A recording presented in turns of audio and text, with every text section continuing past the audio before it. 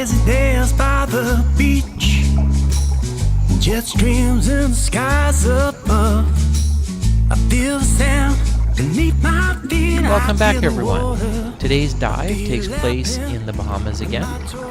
We had departed from Nassau, which is the capital of the Bahamas, and we had traversed with a sailing vessel that was converted for scuba diving use from the island, which takes about 3.5 hours, 4 hours, to just off of Salvatierra Island in the Bahamas. Once we had anchored, we descended from the surface down to about 67 to 70 feet in depth. Now, to say that descending through a mass of sharks didn't involve quite a bit of anxiety would be basically not telling the truth. Once you realize, though, that sharks tend not to see divers as a food source, you become a little more relaxed and able to more enjoy the magnificence of the creatures, how they interact in their environment, and how beautiful they really are. Do you recall that sunny afternoon? I said you sit down by the pool, the sound of laughter, circles through the air. There's children playing around.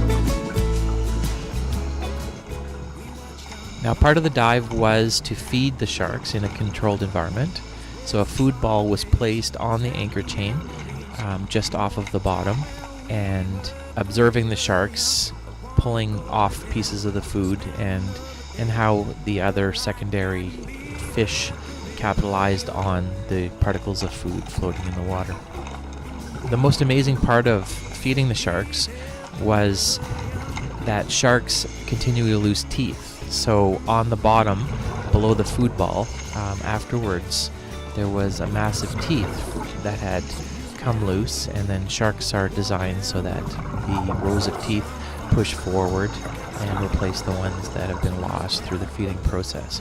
Now, as you can see here, this is the food ball, and the sharks are swimming in circles around the food ball and taking different pieces of food. Now, the key is not to get too close to the food or to get any of the food on yourself.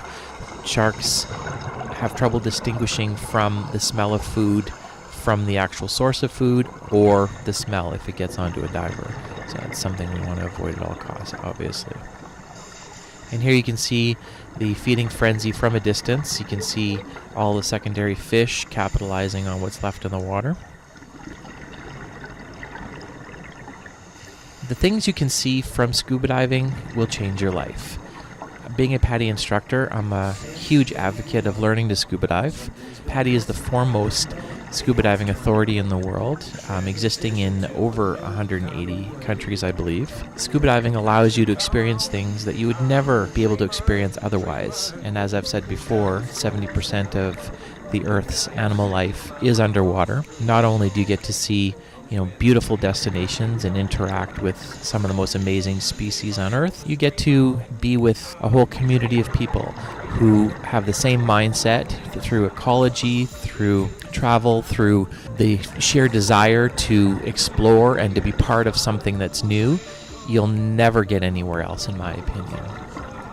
So if you're interested in learning to scuba dive, I would suggest reaching out to one of your PADI 5-star diving centers, and they can set you up with courses going forward.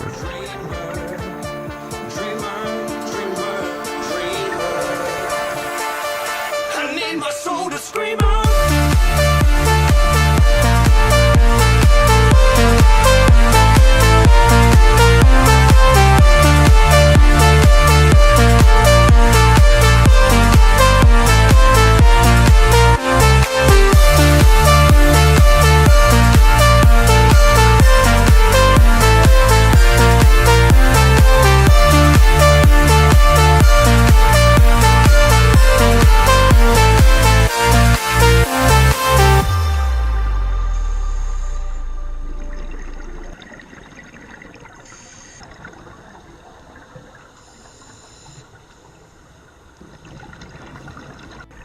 Well, thanks for diving with me, and if you liked the video, give it a thumbs up And even better, subscribe, and there'll be lots more videos to come.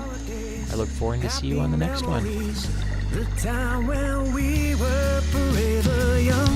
Wanna go back there, spend another day. Felt like